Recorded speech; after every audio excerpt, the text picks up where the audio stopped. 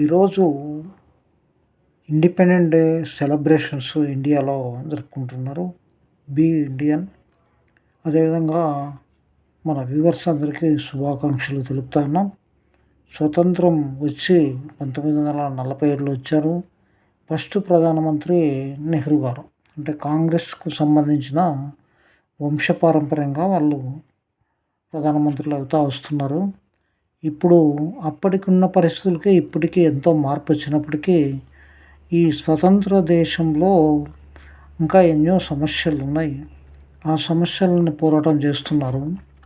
అదేవిధంగా ఈ యొక్క ప్రభుత్వాలన్నీ కూడా పేద ప్రజల కోసం పనిచేయాలని, సమస్యలన్నీ కూడా పరిష్కరించాలని కోరుకుంటూ నేను అందరికి కూడా శుభాకాంక్షలు తెలుపుతూ ఉన్నాను. Independent day. Thank you very much.